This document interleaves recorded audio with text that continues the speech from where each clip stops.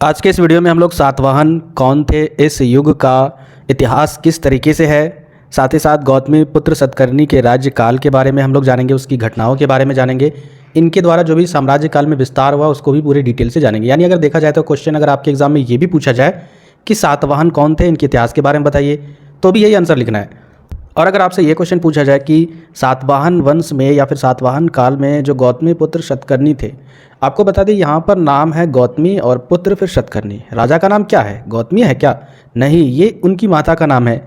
यहाँ पर देखिए राजा का नाम ये है सतकर्णी।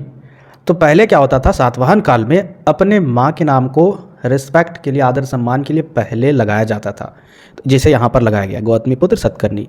ठीक है, तो दोनों अगर क्वेश्चन आपके एग्जाम में पूछा जाएगा, दोनों इंपॉर्टेंट है, मोस्ट इंपॉर्टेंट गौतमी पुत्र सतकर्णी, लेकिन दोनों इंपॉर्टेंट है, तो डिटेल से पढ़िए। इतिहास आपका अगर मेजर पेपर है तो डिटेल से पढ़ना आपके लिए कंपलसरी है, तभी आपके लिए बेनिफिट है।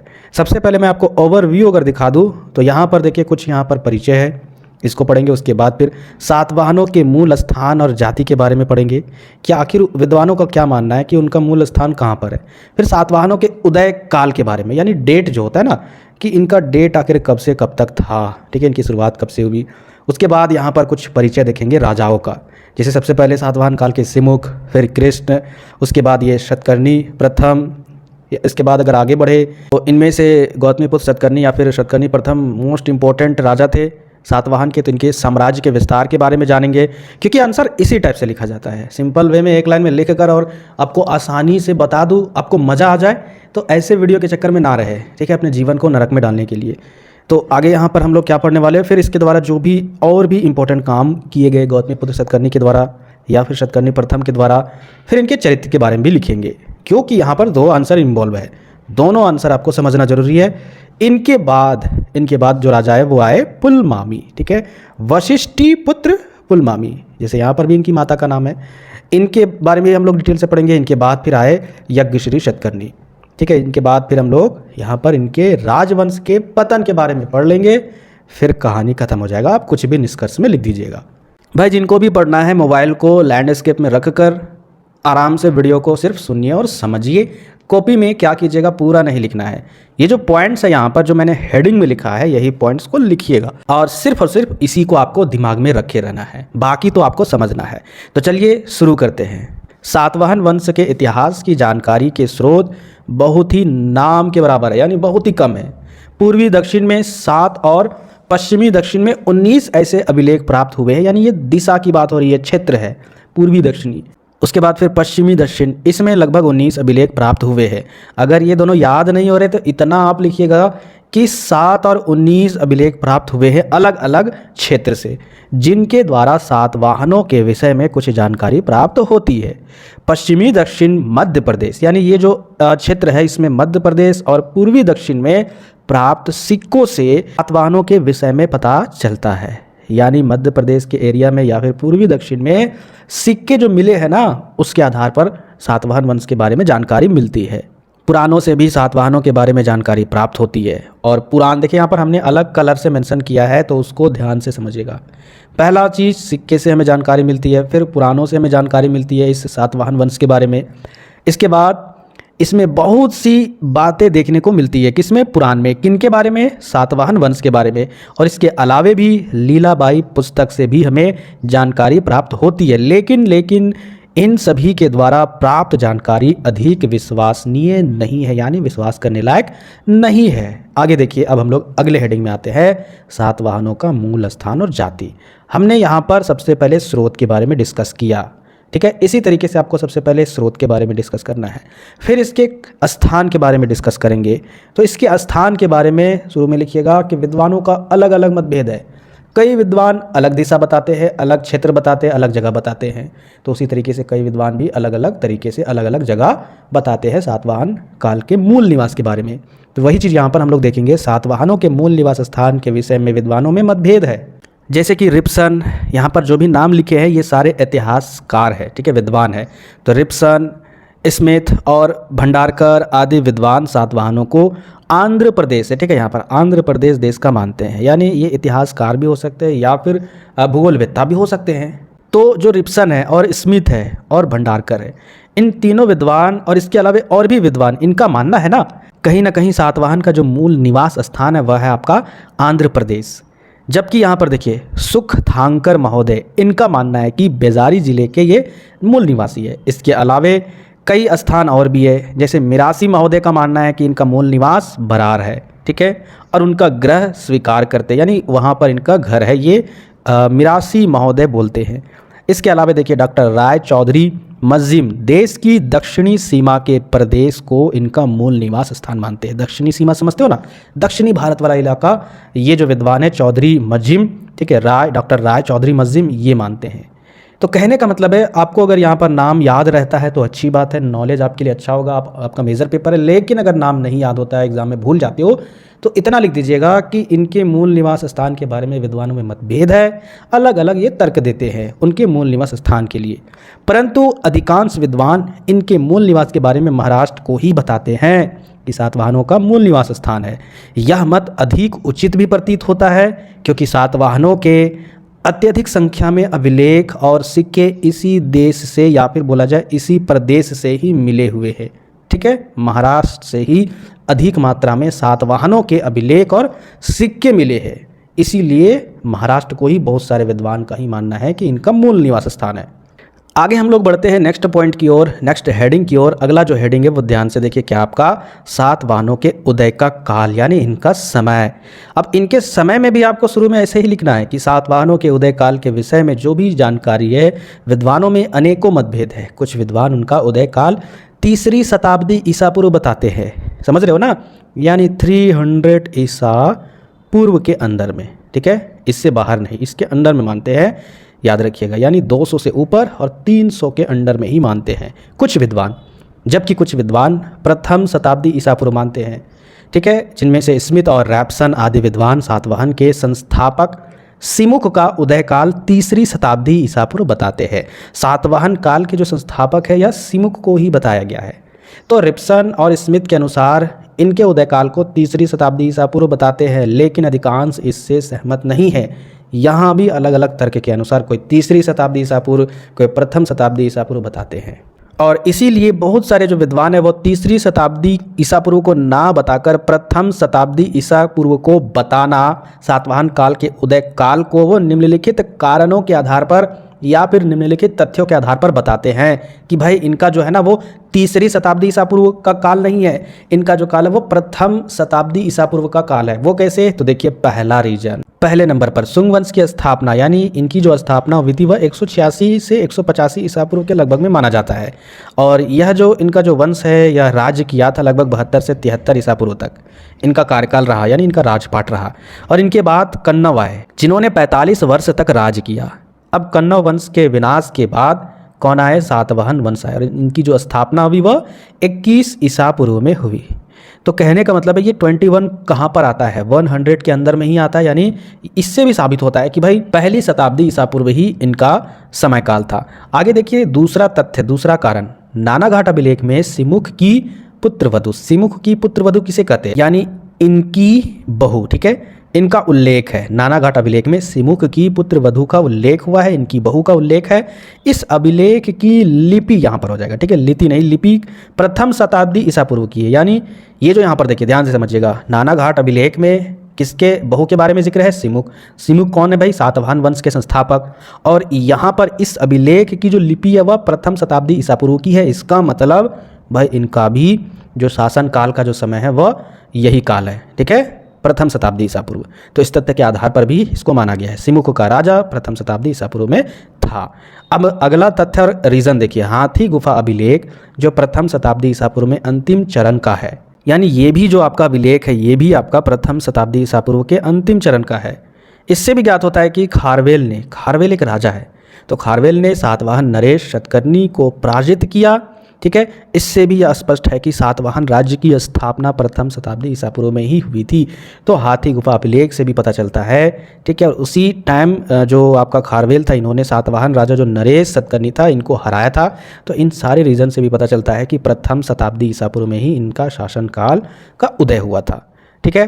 तो ओवरऑल अगर देखा जाए तो 85 या फिर 80% क्या रीज़न पता चलता है? सही तर्क आपका 100 शताब्दी ईसा पूर्व, सॉरी 1 शताब्दी ईसा पूर्व, है ना, 100 ईसा पूर्व के अंडर में, और अगर शताब्दी बोलेंगे तो 1 शताब्दी ईसा पूर्व।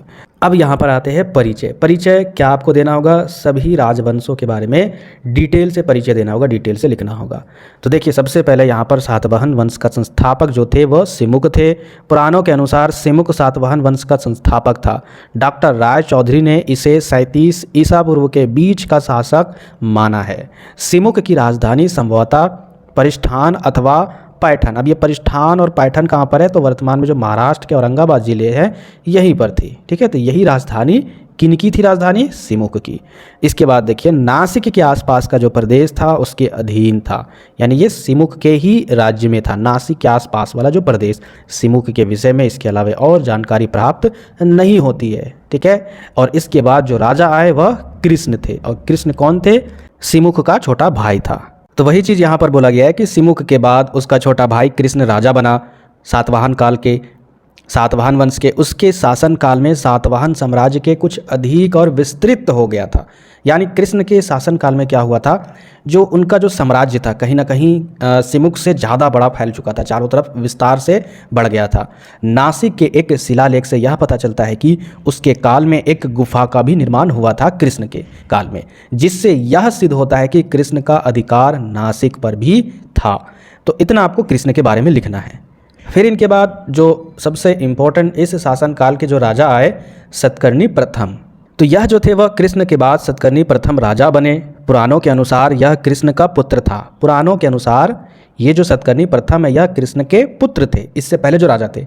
परंतु डॉक्टर गोपालचारी इसे सिमुक का पुत्र मानते हैं। अब देखिए यहाँ पर पुत्र के बारे में भी अलग अलग तर्क है, और अधिक उचित प्रतीत होता है यही चीज़ कि ये जो है ना वह कहीं ना कहीं सिमुक के ही पुत्र है, ना कि यह कृष्ण के पुत्र है। खैर आपको दोनों चीज़ मेंशन करना है, ठीक है। पुराण के अनुसार भी ये किनके पुत्र है, और ये आपका डॉक्टर गोपालचारी। सतकर्णी एक पराक्रमी राजा था। उसने महाराष्ट्र के महारथी की कन्या से विवाह किया। गजब पहले का नियम कानून था राजपाट को हासिल करने का। भाई किसी से विवाह करके अपने विरोधी दुश्मन को ससुर बना लो और दहेज में उनका सारा राज कब्जा कर लो। वही चीज़ यहाँ पर देखने को मिला है। महारथी की कन्या से विवाह किया गया था। इसके परिणाम क्या हुआ? प्रभाव में अधिक वृद्धि हुई। यानी सीधा बात है कि उसका राज्यपाट, जो ससुराल वाला जो राज्यपाट है, वो कहीं ना कहीं इनके अंडर में आ चुका होगा। आगे देखिए सतकर्णी ने दक्षिणापथ के कई प्रदेशों पर भी विजय प्राप्त की थी। नाना घाट अभिलेख में उसे अप्रतिहत चक्र दक्षिणी पथपति, देखिए यहाँ पर ये जो है ना, ये कहीं ना कहीं इसको उपाधि बोला जाता है। तो इस चीज़ से किसे संबोधित किया गया है नाना घाट अभिलेख में? सतकर्णी को। और संभवतः है कि उसने पूर्वी मालवा पर भी अधिकार कर लिया हो। और सांची अभिलेख से इस बात का भी प्रकट होता है, यानी इस अभिलेख से भी यह बात पता चलती है कि उसने 2 अश्वमेघ यज्ञ भी किए थे। वह एक ऐसा सम्राट था जिसने सातवाहनों को सर्वसत्ताधारी सम्राटों की श्रेणी में पहुंचाया था। और खारवेल के हाथी गुफा अभिलेख से पता चलता है कि कलिंग नरेश खारवेल ने सतकर्णी प्रथम को भी हराया था। देखिए यहाँ पर तथ्य के आधार पर सारी जानकारी दी गई है। अगर आपको ये चीज़ समझ में नहीं आ रहा है, जैसे मैं आपको जहाँ पर जिस लाइन में जो चीज़ बताता हूँ उस लाइन के बारे में, अभिलेख के बारे में भी जिक्र है। जैसे कि खारवेल से यहाँ हमें पता चलता है इस हाथी गुफा अभिलेख से कि भाई कलिंग नरेश खारवेल ने सतकर्णी प्रथम को हराया था। ये जो आपका कलिंग का जो नरेश खारवेल था, ठीक है, तो इस अभिलेख के द्वारा पता चलता है कि इन्होंने जो सतकर्णी था उनको हराया था, मारा नहीं था। याद रखिएगा, किसी युद्ध में हराया होगा। परंतु इस पराजय से सातवाहन वंश की प्रतिष्ठा में कोई भी धक्का या फिर प्रभाव नहीं हुआ, और सतकर्णी ने दक्षिणापथपति और अप्रतिहत चक्र आदि उपाधियां धारण की थी। मतलब यहाँ पर देखिए कलिंग नरेश खारवेल के युद्ध होते हुए भी इन्होंने अपनी प्रतिष्ठा को कम नहीं किया और ये 2 उपाधियों का धारण किया। उपाधियाँ क्या होती है? जो महान महान राजा होते हैं, अपने राज्य का विस्तार करते हैं या फिर किसी से युद्ध नहीं हारते हैं, तो उस कारण से वह अपनी उपाधियों का धारण करते हैं। लेकिन यहाँ पर हारने के बावजूद भी उनके प्रतिष्ठान में कोई भी प्रभाव नहीं पड़ा, इज्जत में, रिस्पेक्ट में, और इन्होंने 2 उपाधियों का धारण किया, जो मैंने आपको अभी बताया। सतकर्णी प्रथम की मृत्यु के समय उसके दोनों पुत्र, अच्छा सतकर्णी की जब मृत्यु हो रही थी उस समय उनके जो दोनों पुत्र थे वेदश्री और शक्तिश्री, यह कहीं ना कहीं बहुत ही छोटे उम्र के थे, अल्प वयस्क, यानी 18 साल से कम थे। इसलिए उनकी माता नागनिका, ठीक है, इनकी जो माता थी नागनिका, यानी सतकर्णी प्रथम की वाइफ, ठीक है, नागनिका ने राज्य कार्य संभाला क्योंकि इनकी उम्र कम थी इसलिए। इसके पश्चात पुराण में और भी 17 अन्य राज्यों के बारे में उल्लेख है, लेकिन इन राजाओं का काल सातवाहन वंश की उन्नति का काल नहीं माना जाता है। और अगर देखा जाए तो इनके इतिहास के बारे में भी पूरा अंधकार है। यानी अगर आप टॉर्च लेकर भी अगर पढ़ोगे तो भी इन आने वाले 17 राजाओं के बारे में अच्छी जानकारी आपको नहीं मिलेगी। अब यहाँ पर हम लोग साम्राज्य विस्तार के बारे में देख लेते हैं, किस तरीके से इन्होंने साम्राज्य का विस्तार किया, यानी इस काल के बारे में। तो सातवाहन वंश का सबसे प्रतापी राजा गौतमीपुत्र शतकर्णी था, जिनके बारे में अभी हमने पढ़ा। उस समय सातवाहन वंश की सभ्यता संस्कृति नष्ट होती जा रही थी। यानी इनसे पहले क्या हो रहा था कि पूरे तरीके से इनकी जो सभ्यता है या फिर संस्कृति है या फिर इनका जो राजपाट है वो नष्ट होता जा रहा था, इनका अस्तित्व ही खत्म होता जा रहा था। उसने इस वंश के खोए हुए गौरव को फिर से प्राप्त करने का प्रयास किया। किन्होंने? शतकर्णी ने। अपने 24 वर्ष के शासनकाल में, यानी 106 ईस्वी से लेकर 130 ईस्वी तक विदेशी आक्रमणकारी जैसे कि शक, इनको अपने मातृभूमि से युद्ध करके खदेड़ा और अनेक समकालीन राजाओं से भी इन्होंने लोहा लेकर उन्हें पराजित किया। यानी उस समय के और भी राजा होंगे जो इनसे युद्ध करना चाहते होंगे, उनको भी हराकर पराजित किया। नासिक अभिलेख से ज्ञात होता है कि गौतमीपुत्र शतकर्णी ने शकों, यूनानियों, पल्लव तथा क्षत्रप, जिसको क्षहरातो भी बोला जाता है, ठीक है, ये भी राजवंशी है कहीं ना कहीं, तो इन सभी से युद्ध करके इनको अपने राज्यकाल को, ठीक है, इनके दमन से बचाया और अपने वंश के गौरव को बढ़ाया गौतमीपुत्र शतकर्णी ने। शहरात यानी क्षत्रप, तो शहरात सरदार नाहपान को उसने अपमानित किया था। यानी इन्होंने क्षत्रप के एक राजा नाहपान थे, उनको भी अपमानित किया था। उसका राज्य नासिक और पुणे से लेकर मालवा, गुजरात, कठियावाड़ा तथा राजपूताने में पुष्कर तक फैला हुआ था। किनका? ये जो नाहपान था क्षत्रप, इनका राजपाट, और इनको कहीं ना कहीं अपमानित किया था। कौन? शतकर्णी ने। गौतमीपुत्र शतकर्णी की विजय का उल्लेख नासिक गुहा लेख में हुआ है। यानी गौतमीपुत्र शतकर्णी के विजय के बारे में, कौन कौन से राज्य को इन्होंने विजय किया, फतेह हासिल की, इनके बारे में नासिक गुहा लेख में उल्लेख मिलता है। इस अभिलेख से पता चलता है कि गौतमीपुत्र शतकर्णी का राज्य गुजरात से लेकर मालवा, बरार, उत्तरी कोंकण, पुणे और नासिक तक फैला हुआ था। अभिलेख से यह भी ज्ञात होता है कि विंध्याचल, सतपुड़ा, अमरावती की पहाड़ियाँ, नीलगिरी की पहाड़ियाँ और पूर्वी घाट और पश्चिमी घाट भी उसके अधिकार में थे। तो कम से कम 6, 7, 8 कम से कम अगर आप यहाँ पर जगहों के नाम अगर याद रखिएगा ना, तो आपके लिए एग्ज़ाम की दृष्टि से मोस्ट इंपॉर्टेंट हो जाता है। तो यहाँ तक साम्राज्य फैला हुआ था। फरवरी 1981 में पुरातत्व विभाग द्वारा आंध्र प्रदेश, महाराष्ट्र और मध्य प्रदेश में की गई खुदाई से पता चलता है कि सातवाहन राजवंश का शासन क्षेत्र केवल दक्षिण भारत में ही नहीं था बल्कि मध्य भारत तक भी फैला हुआ था। अब यहाँ पर देखिए, पहले अभिलेख से जानकारी मिली कि इनका जो निवास स्थान यानी इनका जो साम्राज्य है वो कहीं ना कहीं दक्षिण एरिया में है, लेकिन 1981 में जब पुरातत्व विभाग रिसर्च किए, आंध्र प्रदेश वाले इलाके, महाराष्ट्र और मध्य प्रदेश वाले इलाके में खुदाई किए, तो वहाँ की खुदाई से राजवंश के इनके शासनकाल के बारे में यह पता चला कि इनका दक्षिण भारत में ही नहीं बल्कि मध्य भारत, यानी आगे चल के भी बहुत सारे मध्य भारत तक भी ये फैले हुए थे इनका साम्राज्य। आगे देखिए, मध्य प्रदेश के जबलपुर, तुमैन, गुगा और मल्हार, जिसको बिलासपुर बोला जाता है, में की गई खुदाइयों से सातवाहन इतिहास के बारे में महत्वपूर्ण जानकारी भी मिली है। अब इनके अन्य कार्य के बारे में भी देख लेते हैं। गौतमीपुत्र ने केवल एक विशाल साम्राज्य की स्थापना नहीं की है बल्कि अपने साम्राज्य को सुदृढ़ बनाने का भी प्रयास किया है। वह अपनी प्रजा का सदैव ध्यान रखता था, यानी ये जो है ना, वो अपने प्रजा के हितों के लिए ही सोचता था। वह अत्यंत उदार था और अपराधियों को भी क्षमा कर देने वाला था। यानी उदार कहने का मतलब है बहुत ही दिलदार था, यहाँ तक कि इतना उनका दिल बड़ा था कि अपराधियों को भी क्षमा कर देता था। उसके द्वारा लगाए गए समस्त कर यानी जो टैक्स होता था वह धर्म के अनुकूल ही होता था। वह ब्राह्मण धर्म का पोषक था, यानी कहीं ना कहीं यह ब्राह्मण धर्म को संरक्षण देते थे और ब्राह्मण धर्म के उत्थान के मार्ग में जो भी बाधाएं आई है उनको उनसे दूर करने का प्रयास किया है। यानी इनको यह संरक्षण देते थे और कहीं ना कहीं इनको रिस्पेक्ट भी करते थे। उन पर जो भी प्रॉब्लम होती थी, बाधाएं आती थी ब्राह्मण धर्म पर, तो यह कहीं ना कहीं अपने सैनिकों के द्वारा इनकी रक्षा करते थे।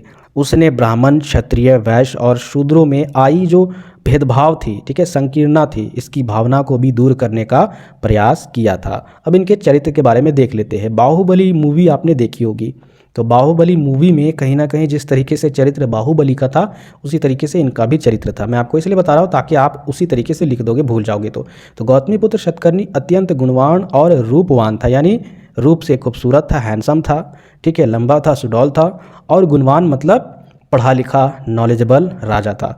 उसका चरित्र प्रभावपूर्ण एवं सुंदर था, चरित्र से भी बहुत ही अच्छा था। चाल मस्तानी और भुजाएं लंबी एवं बलिष्ठ थी। मैंने आपको क्या बताया, दिखने में भी कहीं ना कहीं बहुत ही अच्छा था और भुजाएं भी लंबी थी। ठीक है, यह अत्यंत कोमल स्वभाव का व्यक्ति था, कठोर स्वभाव का व्यक्ति नहीं था। ठीक है, अपनी माता का वह बहुत अधिक सम्मान करता था। सेम यहाँ पर है बाहुबली के जैसा। अत्यंत साहसी और वीर होने के साथ ही वह नम्र भी था। ये साहसी भी था, वीर योद्धा भी था और इसके साथ ही वह नम्र भी था।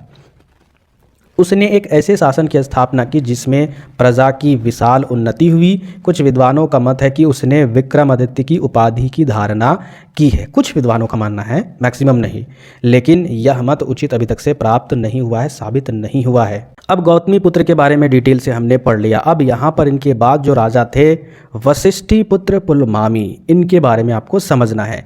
पुराणों के अनुसार गौतमी पुत्र शतकर्णी की मृत्यु के पश्चात उसका पुत्र पुलमामी सिंहासन रूढ़ में हुआ, यानी सिंहासन पर बैठा।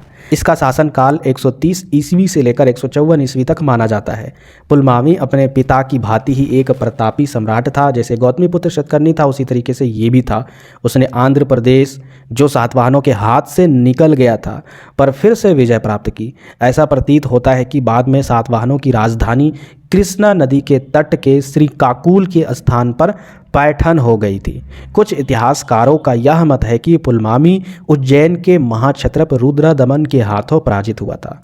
यानी यहाँ पर देखिए, आंध्र प्रदेश को तो उन्होंने फतेह हासिल कर ली थी, उसके बाद इन्होंने कृष्णा नदी के तट के श्रीकाकुल के स्थान पर पैठन हो गई, यानी इन जगह पर इन्होंने अपना राज्य को काबिज किया। और कुछ इतिहासकारों का यह भी मत है कि जो पुलमावी है वह उज्जैन के जो महाक्षत्रप रुद्रदमन है इनसे हार गए युद्ध में और उसके साम्राज्य के कुछ भाग भी छिन गए और ये जो राजा थे इनके साम्राज्य के कुछ हिस्से भी चले गए इनसे युद्ध करते करते रुद्रदामन से।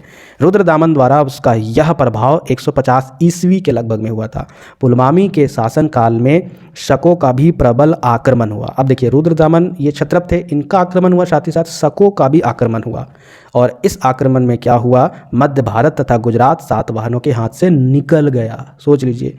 अब यहाँ पर देखते हैं, जब यहाँ पर हालत खराब हो गई तो फिर कौन राजा आए, यज्ञश्री शतकर्णी। ये कौन थे, तो ये सातवाहन वंश के अंतिम प्रतापी साम्राज्य या सम्राट राजा थे।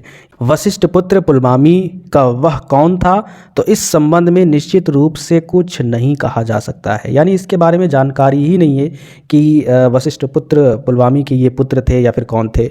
खैर जो भी है, आगे देखते हैं। यश यज्ञश्री शतकर्णी के अभिलेख नासिक, यानी इनका जो अभिलेख है वह नासिक, कन्हेरी तथा कृष्णा जिले के चित्र नामक स्थान में प्राप्त होते हैं। उसकी मुद्राएं, यानी इनकी जो मुद्राएं हैं वह गुजरात, कठियावाड़, पूर्वी और पश्चिमी मालवा, मध्य प्रदेश और आंध्र प्रदेश में प्राप्त हुई है। शकों की मुद्राओं के आधार पर बनी हुई उसकी चांदी की मुद्रा, यानी यज्ञश्री की जो मुद्राएं थी चांदी की, वह शकों की मुद्राओं के आधार पर बनी हुई थी। तो इसका मतलब इससे भी पता चलता है कि शक विजय, यानी इनके राज्य को भी इन्होंने विजय कर लिया था और संकेत भी मिलता है इन सिक्कों के द्वारा, चांदी के सिक्कों के द्वारा। इस प्रकार यज्ञश्री शतकर्णी का अधिकार महाराष्ट्र और आंध्र प्रदेश दोनों पर था। बस आपको इतना ही लिखना है, इससे ज़्यादा आपको नहीं लिखना है। 1 से 2 बार अगर आप वीडियो को देख लेते हो रिपीट करके और सारे हेडिंग को अगर नोट करते हो तो कभी भी नहीं भूलोगे। अब इनके सातवाहन वंश के पतन के बारे में देख लेते हैं। यज्ञश्री शतकर्णी के उत्तराधिकारी के विषय में विशेष जानकारी नहीं है, यानी इनके बाद उतना जानकारी नहीं है इतिहास में, परंतु इसमें कोई संदेह नहीं है कि उसके उत्तराधिकारी अत्यंत निर्धन थे, यानी पूरे तरीके से पैसे से हाथ खाली होंगे उसके उत्तराधिकारी में, उसके राजपाट में, क्योंकि यज्ञश्री शतकर्णी की मृत्यु के पश्चात सातवाहन वंश का पतन और अग्रसर होने लगा, जिस कारण से सातवाहन वंश का अंत हुआ। इस विषय में निश्चित रूप से कुछ नहीं कहा जा सकता है। यज्ञश्री शतकर्णी के मृत्यु के बाद पूरे तरीके से इनका जो अर्थव्यवस्था है, इनके राजपाट का पूरे तरीके से नष्ट होता गया और ये भी कारण है कि इनका जो राजवंश है या फिर इनका जो वंश है उनका पतन होता गया। और इनके बाद फिर क्या हुआ, नए नए कुल का उत्थान हुआ, वंशों का उत्थान हुआ, इनके बाद भी आए ना। तो ये भी, इससे भी पता चलता है कि जब नए कुल का उत्थान हुआ तो भाई उससे भी पता चलता है कि सातवाहनों का पतन हुआ होगा। इक्ष्वाकु वंशियों, इसका मतलब होता है इक्ष्वाकु वंश के राजाओं, ठीक है, जिसको रघुवंशी बोला जाता था, तथा पल्लवों ने पूर्वी प्रांत को उनसे छीन लिया और वहां अपना शासन स्थापित कर लिया। इस प्रकार सातवाहन वंश का शासन समाप्त हुआ। यानी यहाँ पर यही चीज़ बोला जा रहा है। इसी काल में क्या हुआ, महाराष्ट्र को ये जो यहाँ पर दिया गया है इक्ष्वाकु वंश के राजा, जिसको रघुवंशी बोला जाता था, और साथ ही साथ पल्लवों ने क्या किया, आक्रमण करके इनको पूरे तरीके से ध्वस्त कर दिया, इनके शासन को समाप्त कर दिया और इस तरीके से सातवाहन वंश समाप्त हो गए, इनका पतन हो गया। तो उम्मीद करते हैं आपको अच्छे से वीडियो में समझ में आया होगा। 1 से 2 बार वीडियो देखिएगा, नोट डाउन कीजिएगा और डिटेल से समझ में आ जाएगा। वीडियो को शेयर कीजिएगा, जो भी नए व्यूवर है उनके पास भी शेयर कीजिएगा और नए व्यूवर चैनल को जरूर सब्सक्राइब कीजिएगा। मिलते हैं फिर नेक्स्ट वीडियो में।